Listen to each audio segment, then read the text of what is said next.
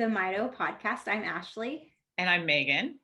And today we are going to talk about the Mito5K. The Mito5K is a 5K, we say race just because it's the most familiar way to talk about a 5K, but it's more of like a walk, a jog, and a run. We like people to come whoever can do it. So it doesn't matter how you do it. You could be in a wheelchair, you could have roller skates. I don't think we're Strollers. bikes, but yeah, just whatever you need to do to get through the race. But so the Mito 5K is here in San Diego, but because of COVID, last year we became virtual. It was our first time being virtual. It was scary and kind of exciting because we were hoping that, or I was hoping that the 5K was going to just, I don't know. I guess I'm kind of naive. I was hoping it was going to go global. Everybody can do it now. There were some people in some other states, right? Yeah. We did get to branch out a little bit. We have some Mito families in different states that participated, and they're back again this year participating. But it was so going virtual, doing a 5K race, starting off with this is our 9th year for the Mito 5K. And so for the first 7 years, having it in person, it was a big change to go to virtual. And it still is a lot of planning. It's definitely not less planning. It's just different planning. Yeah, it's just different. But this year's theme is tie-dye. And if you are watching, this is the shirt from 2019. I did not plan this. I just happened to wear it. I guess in my mind, I was. You were thinking about it subconsciously. Now, Megan has been a part of the 5K since the beginning, or 2012. We met Christina, who was the mom that started it, the very first year she was putting it on, and it was maybe a month before the race. So we didn't actually get to help with that year, but we have been helping ever since. So the last 8 years. Yeah, so it's definitely, it's been amazing to watch it grow, to watch all the different families that we've, met and that are coming to the race and the supporters. It's pretty amazing. I think the important thing for people to know is we have two of the, I want to say top because they're top in my book, but top doctors, Richard Haas and Dr. Navio, that are also with the UMDF that do a lot of research for mitochondrial disease, and our money goes directly to them. And my little family here, we're all runners, and so we do lots of different runs. But the thing that always really hits home to me is usually there's a foundation or some sort of charity that some of the money goes to for all these runs that you sign up. But we are so good about like 98% of the money for registration and all that goes directly to these doctors, directly to their research. And so it's so important, even if you're not in San Diego, that this is something that will hopefully eventually benefit your child, or if you're an adult suffering with mitochondrial disease, because our money goes directly to research. It's not going to, even when we're in person, it doesn't go to fund all the stuff that we do. We get donations, we get so many things for free. So that registration goes to the research. And I think that's pretty awesome. But yeah, we've been doing this. Next year is our 10th year, and virtual is a little different, but it does give so many other people the opportunity to do this that don't live in San Diego or can't travel to San Diego. So that's the awesome part about a virtual race. Yeah, and this year we're doing both a 5K and a 15K. Yes, that's exciting too. Yeah, because we've been trying to get a longer distance. And where we have the 5K, it's really hard to map out a longer distance. There's no space unless you want to do the 5K 3 times. That's an option. It is. So this year, the 5K, if you register, you get a medal, and the medal, we're looking forward to the medals this year. We're hoping, I mean, they come in the next couple of weeks. I haven't physically had them in my hands to see them, but they have they're round and they have like a spinner in the middle so that the inside spins around. And then the 15K, we have the same thing. We have the medals, I'm sorry, and also a tie-dye lanyard that says, oh gosh, what does it say? Maybe it just says Mito. I think it doesn't. I can't remember. I should, because I'm the one that ordered You're the big order lady. And then we have some hoodies that have Mito awareness on them. And then it has half of our 5K logo. We didn't put the year on there. We didn't, we kept 5K on there, but we wanted people to be able to wear them all year and in the future. And then we have some neck buffs, what you could use. You can use it as a headband, or you can use them as a face mask. And then koozies, like beer or canned koozies. I say beer. That was my go-to. Soda or water. Bubbly water.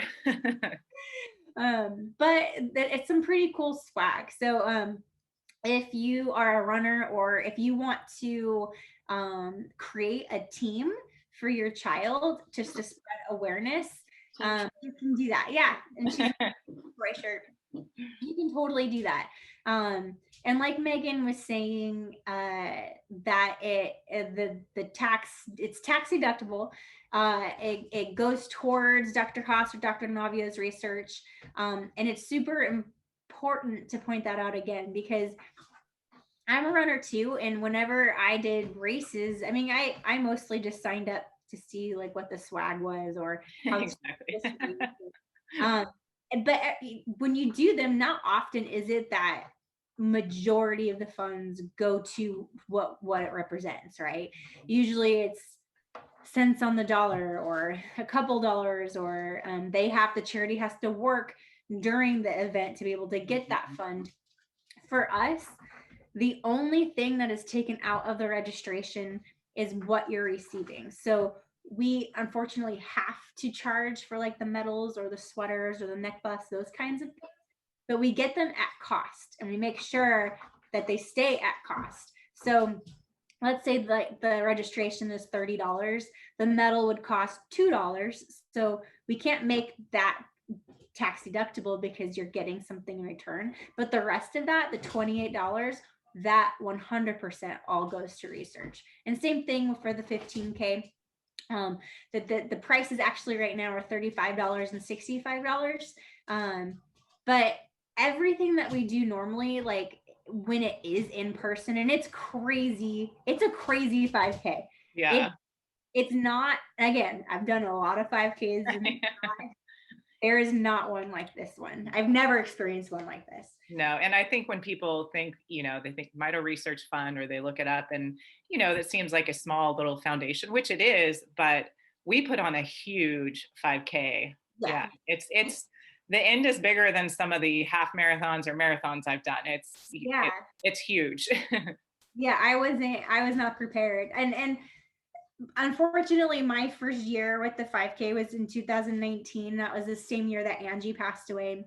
She was the featured child that year. So obviously it meant a lot to me, but I was seriously not prepared for what it was. I mean, we had bounce houses. One year we had a mechanical bull. The first couple of years we had a beer garden, which we're hoping to bring back next year.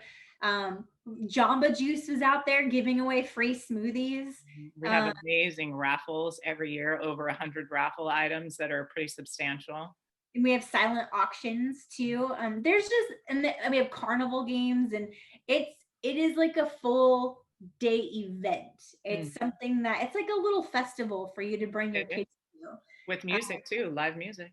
Yeah, and live music. Both doctors, both Dr. Haas and Dr. Navio come. Dr. Navio usually gives a speech about what he's working on and the progress that he's made throughout the last year, and what our funds have put forward for him to be able to do.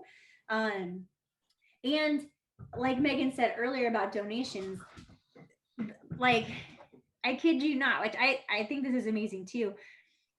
Almost everything at the 5K is donated.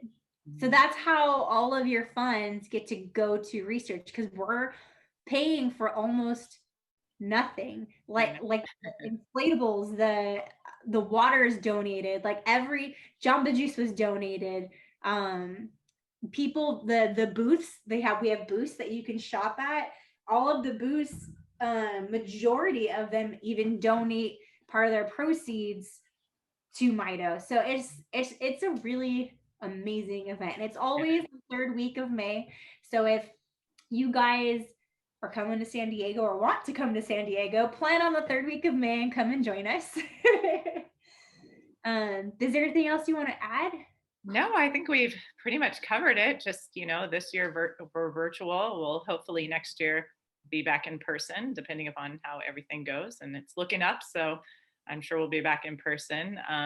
But yeah, you can run anywhere. You can do the 5K, the 15K. And we have, what'd you say, about 40 spots left. Yeah. So we're getting up there in our numbers, which we're really excited about, but we would love to have some more people register and join us. Yeah, and we're mailing out all of the swag. So if you want one of those hoodies or the neck buffs, the koozie, all that, that's all in the 15K. And we'll mail that out to you. It doesn't matter where you're at. Yeah, so hopefully we'll see some new teams show up, because we also really enjoy being able to connect with new families, and just seeing what warriors or angels are out there, because you guys are not, you're not invisible, you're not hidden. We have lived and have experienced similar things to you, and this event is for all of our kids. It's to show them that they matter and that people care, and that others that even that might not know them, that they also want a cure, and they also want to fuel research to be able to find a cure, or at least something to help the Mito life. So please join us, make a team. We would love to see you. If you have any questions about the 5K, reach out to us. You can find us on Facebook. You can find us on Instagram. You can hear our podcast on YouTube, Spotify, or mitopodcast.com. And our email is mitopodcast@gmail.com. And yeah. And if you want to actually go to the website for the race, it's mitoresearchfund.org. And we can put that up on our website as well. But if you forget it, you can just email us and we'll send you a link. Yeah, exactly. So we hope to see you guys registered.